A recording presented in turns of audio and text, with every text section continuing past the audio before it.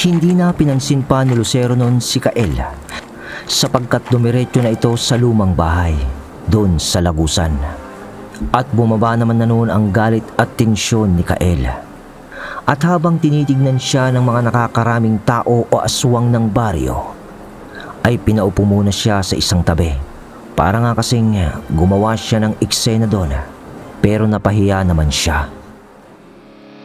Mga kabagis, umpisahan ng pagganahin ang ating mga imahinasyon sa paki ng subscribe button. Salamat!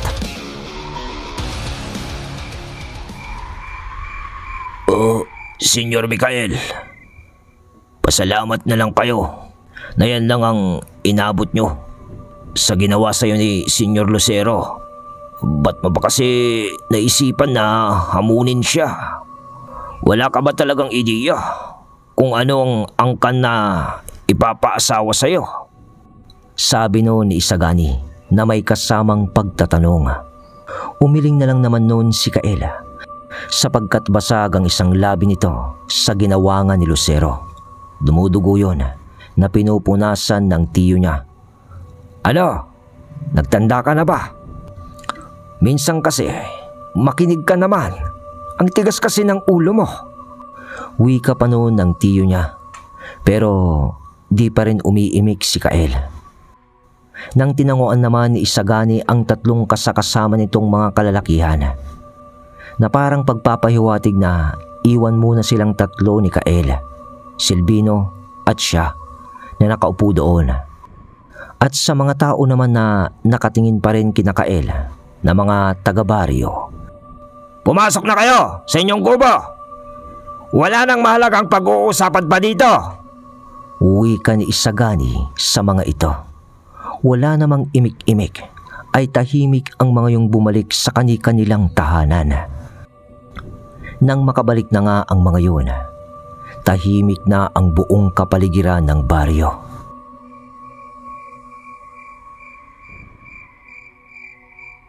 At tahimik pa rin naman ang tatlo ng mga ilang minuto. Hanggang sa nagsalita na si Kael at sinabing, Tiyo, sabihin mo na sa akin. Sabihin mo na sa akin ang lahat ng pwede kong malaman. Para hindi na ulit mangyari sa akin ang ganito. Masyado ng maraming katanungan at mga gumugulo sa isipan ko ngayon. Ilang segundong katahimikan noon ang naging ambiyanse sa tatlo sa sinabing yon ni Kael. Tapos ay, Iha, sige, total na sa tamang edad ka na. 19 anyos ka na ngayon, di ba?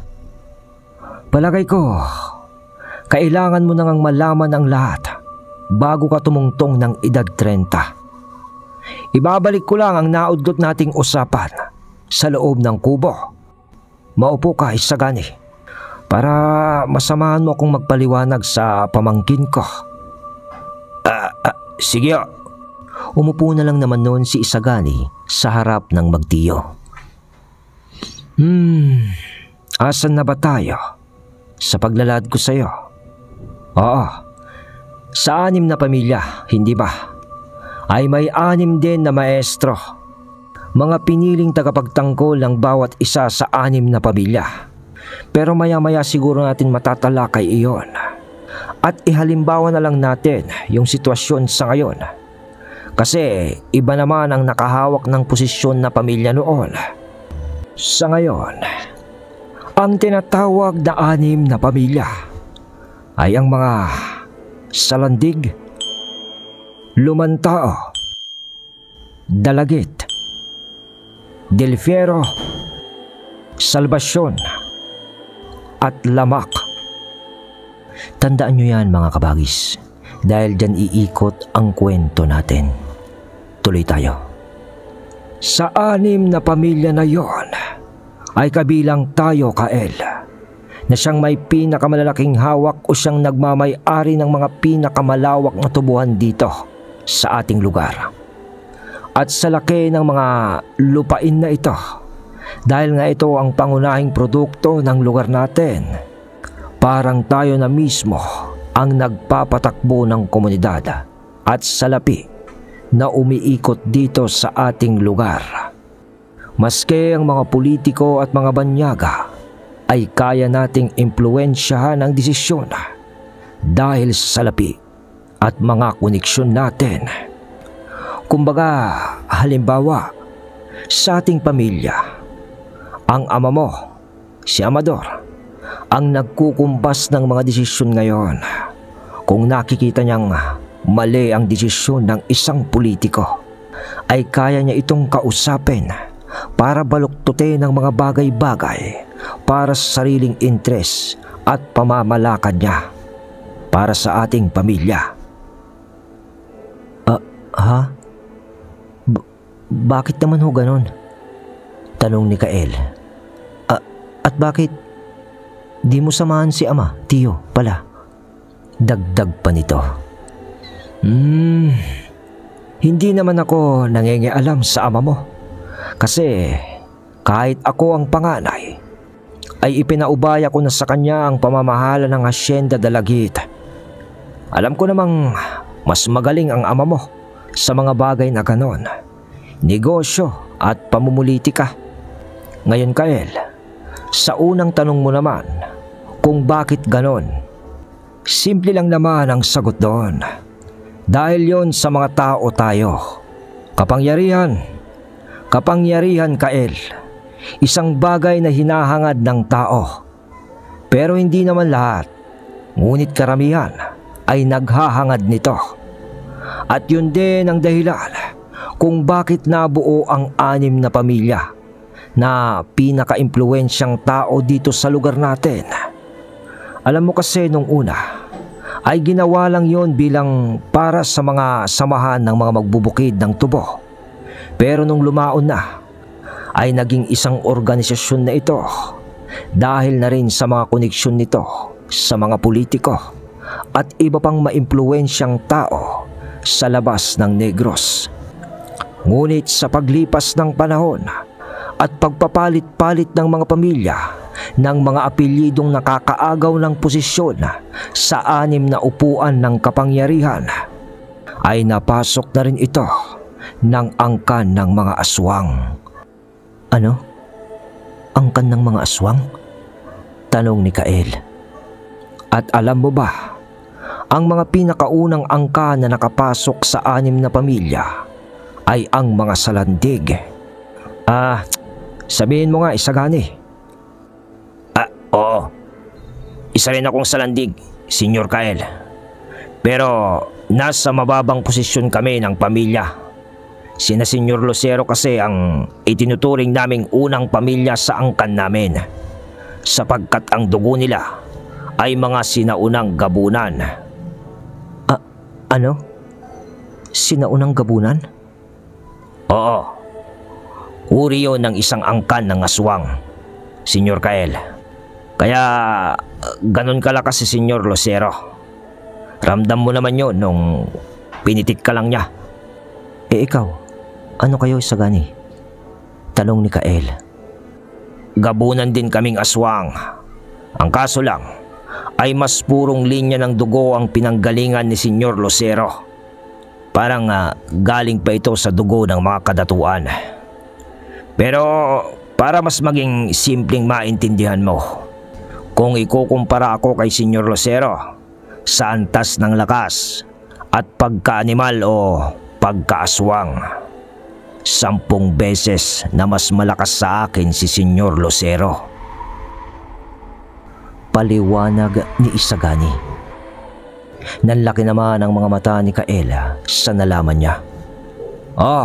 Ngayon, naiintindihan mo na ba kung gaano kalayo ang inyong agwat, Kael? Kahit na magsing edad pa kayo. At hindi lang yon, sa 6 na pamilya ngayon, 3 dito ay mga angkan ng aswang. Bukod sa mga salandig ay may 2 pa, ang mga lumantao at angkan ng mga lamak. Napatango na lang naman nun si Kael sa pagdagdag na salita ng tiyo niya. Tapos ay, ngayon ay naiintindihan ko na. na ang 6 na pamilya, sa madaling sabi, ay isa lang itong organisasyon ng mga taong mayayaman at may nakatagong katauhan na hindi rin alam ng karamihan sa normal na tao. Ganon ho ba? Na nagpapatakbo ng komunidad na naaayon sa mga interes nila. Pero sabihin na nating andyan na nga sila at naitayo na kasama ang pamilya natin ngayon, Tiyo. Bakit ba parang ang gulo? At saka para bang napaka-importante pa na ipakasal ako sa mga isa sa landig? Magandang tanong yan, iho. Impluwensya, kapangyarihan, at pananatili sa pwesto. Yun ang dahilan, iho. Kahit sabihin na nating magkakasama ang pamilyang to na nagpapatakbo ng organisasyon, ay hindi naman sila magkakasundo dahil sa kanya-kanyang paniniwala, interes, at pagiging ganid sa kapangyarihan. Dahil nararamdaman ko na, Kael, sa tingin ko ay malapit nang mag-umpisa ang digmaan ng 6 na pamilya sa negosyo, pera at buhay. At pag nangyari yon, ay kailangan mo ng malakas na kakampi o kailangan natin. Kaya ka nga ipapakasal kay Isla upang magkaroon tayo ng mas matibay na alyansa sa mga salandig. Oras na nagkagulo na. Tiyo, di ba 6 naman ang pamilyang yon? Ba't tayo ang napili ng mga salandig? Narinig mo naman siguro ang usapan namin ni Lucero. Yun ay dahil tayong mga dalagit, hindi man tayo mga aswang na malakas ang lahi, ay nasa atin naman ang isang tangan na maaaring magpataob ng 3 lahi ng aswang sa 6 na pamilya. At yun ay ang 6 na maestro na tangan ko nga, iho. Kaya't matalino itong pamilya ni Lucero kasi tayo yung pinili. At dahil naman yun sa lahi tayo pamangkin ng mga malalakas na antingero. At isa sa mga ninuno rin natin ay naging isa sa mga 6 na maestro. Ano? Napangangwi ka na lang ni Kael.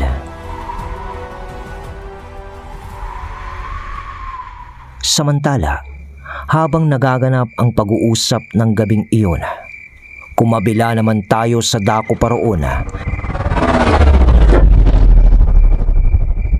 sa asyenda ng mga dalagit. Senyor! Senyor! Pasigaw ng isang lalaki sa pagkatok at pagtawag nito sa harap ng mansyon ng mga dalagit. Nang maya-maya, binuksan naman ni Amador ang pinto. Ano yun, Ansyo? Gabing-gabi na. May problema ba? Tanong ni Amador sa isang tauhan nito.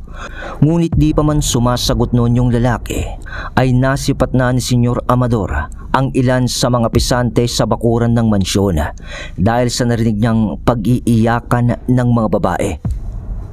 Senyor! Senyor! Nagpadala ng mensahe ang angkan ng mga lamak. Salita ng lalaki kasabay ng abot nito ng nakatuping papel. Agad naman yun na kinuha ni Amador, pero hindi muna niya yun binuksan sapagkat tumakbo na ito papalabas ng pinto ng mansyon upang tignan ang nangyayari sa kanyang bakuran. Sumunod naman ang lalaki sa likod nito at nung nakaabot doon si Amador ay nakita niya ang 4 na lalaki na duguan ang buong katawan na nakahandusay sa kanyang bakuran at wakwak ang tiyan ng mga ito. Kaya pala nag-iiyakan yung mga babae dahil sa mga asawa nila iyon. Senyor! Senyor! Tulungan niyo kami, senyor! Salita pa ng isang babae pagdating ni Amador. Nanlulumo nun si Amador sa nakita niya, sapagkat masisipag na pisante ang 4 na namatay na yon. Nakikilala niya ang mga ito. Kaya naman doon ay agad na niyang binuksan ang papel ng mensahe ng mga lamak ayon sa tauhan nito. At ang nakatakdang mga salita dito ay, Senyor Amador, isa itong mensahe na kung itutuloy mo ang pakikipag-alyansa sa mga salandig o pakikipagkasundo mo ng kasal ng iyong anak sa anak na babae ng mga salandig, ay sasapitin ng iyong pamilya ang nangyari sa mga pisante mo. Basa ni Senyor Amador sa maikling liham. Isang malaking banta, isang malaking pagbabanta ito. Pero parang di naman natakot nun si Senyor Amador sa liham na yun. Bagkus ay mas iniisip pa nga niya yung mga namatay na manggagawa nito. Nang parang nakaramdam siya ng kakaiba sa paligid, habang hawak pa nito ang papel, habang nag-iiyakan ng mga babae sa kanyang bakuran. Iniikot ni Amador ang paningin nito sa malawak na bakuran niya. Senyor, may problema ho ba? Tanong pa ng tauhan nito. Ngunit hindi nun umiimik si Senyor Amador at tahimik nitong sinisipat-sipat ang paligid na animoy may hinahanap ito. Nang napatigil ng paggalaw ang ulo nito sa kanyang pagmamasid sa paligid, bigla yung bumulong ng mga usal. Sabay taas niya ng kanyang mga kamay at lapit nito ng kanyang palad sa kanyang bibig habang bumubulong-bulong ito. At sa pagkaikom ng kanyang palad, hindi ka makakatakas. Uwi ka pa nito. Sabay parang bumato siya na may hawak na bagay mula sa kanyang palad doon sa silong ng mga puno ng kanyang bakuran.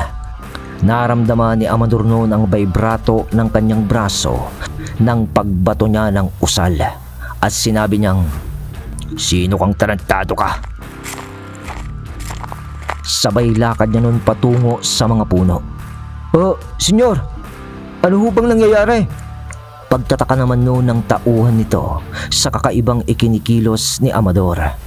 Ancho, kunin mo yung barel, tapos ay sumunod ka sa akin sa kakawian. Oho, senyor. Pag-aapura naman ng tauhan nito sa utos ni Amador at sa mga ilang sandali lang ay umabot na nga sa mga puno si Amador. Dito ay, Tarantado! Ikaw bang naghatid ng mga bangkay ng mga tauhan ko dito? Sa aking bakuran? Ha? Senyor, patawarin niyo ako. Napag-utusan lang po ako. Napag-utusan lang po ako. Paulit-ulit na salita ng isang lalang na nakahiga nun sa isang silong ng puno na pagapang. At ang itsura nito, yung kulay ng balat nun ay maputla na parang bangkay na. Mahaba ang dila nito na manipis na parang sa buntot na ng ahas na naglalaro sa bibig nito at sa kanyang mga pangil na nakausli at payat na payat iyon. Pero para din lang sa figura yon ng tao kung iisipin mo. Gumagapang ngayon na inabutan ni Amador sa silong ng puno. Nang sinipa pa yun ni Amador. Magpasalamat ka at medyo hindi na masyadong epektibo ang tigalpo ko sa ngayon. Kundi patay ka na kanina pa. Uwi ka niya ng panggigigil. Tigalpo pala yung binitawan nito kanina. Nang biglang dumating naman na yung tinawag ni Amador na si Ancho. Nahawak na ang isang barel na mahaba na may hawakan na kahoy at may tubo na mahaba sa tuktok nito. Eto na ho, senyor. Akin na yan. Kuha ni Amador sa barel. Ano ho yan, senyor? Aswang po ba yan? Tanong pa ng tauhan niya na gulat na gulat. Pero di yun sinagot ni Amador. Bagkus ay, may bala na ba to? Oho, senyor. Mabuti. Sa huling salita niya ay putok agad niya ng baril sa ulo mismo nung nilalang. Halos sumabog no ng ulo nung aswang sa lakas ng bala nung baril ni Senyor Amador. Pagkatapos nun ay, "Oh, kunin mo yan, Ancio. At dalhin niyo ang bangkay na to. Magsama ka ng iba nating kasamaan na mga lalaki. Yung matitibay ang loob. At sa lalong madaling panahon, gusto kong maiparada ang katawan niyan sa harap mismo ng trangka ng mansyon ng mga lamak. Mga pesting aswang. Pwe!" Salita pa nun ni Amador na busit na nga. Sige ho, senyor. Tugon ng tauhan nito, at nang liningon niya ulit yung aswang, ay nasa normal na anyo na yun ng tao. Yung itsura, pero sabog na nga lang yung ulo nito.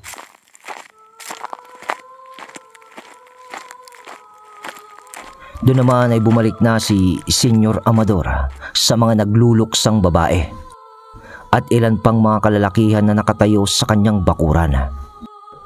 Senyor, ano pong nangyayari? Wala. Hayaan nyo na yon. At sa inyo naman, huwag na kayong mag-alala. Ako na ang bahala sa gastusin ng pagpapalibing ng mga asawa nyo. At kung ano pa man ang may tutulong ko, ay idulog nyo lang sa akin dito sa mansyon.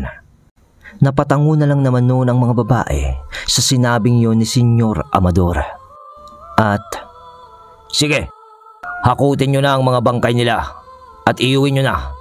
Nakikiramay ako sa inyo." Dagdag pa niya na bilin sa mga lalaki doon. At agad naman siyang sinunod ng mga ito. Pagkatapos ay, Kamlon! Kamlon! Asan ka?" Senyor, nandito po ako. Tugon ng isang kutsero at paglapit nito kay Amador. Ihanda mo ang karwahe natin. Bukas, bago sumikat ang araw, pupuntahan natin ang mga kapatid ko. Pero uunahin nating puntahan si Kuya Silvino.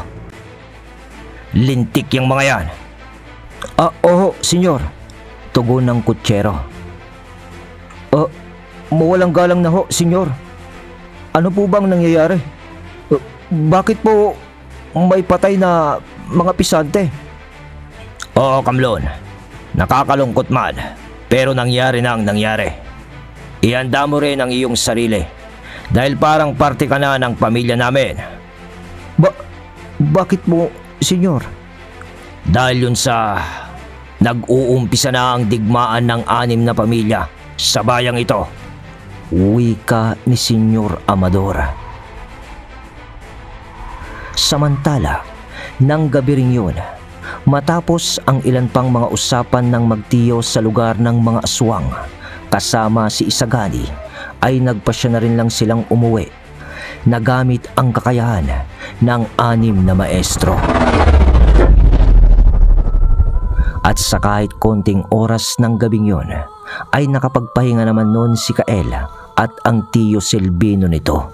Ngunit sa bilis ng oras, pagsapit ng umaga, parada ng isang karwahe sa harap ng bahay ni Silvino. Sabay baba ng isang lalaki. Kuya! Kuya Silvino! Andiyan ka ba? Boses ni Senyor Amador. Alright, yon! Ang bangis, ang angas ni Daddy Amador, mga kabagis. Ganda ng kwento. So, ayun, may mga nalaman na naman tayo sa part na to, mga kabagis ko. Pero, next upload na lang muna ang shoutout natin. So, iiwang ko muna ang part 4 sa inyo. Salamat sa suportang tunay.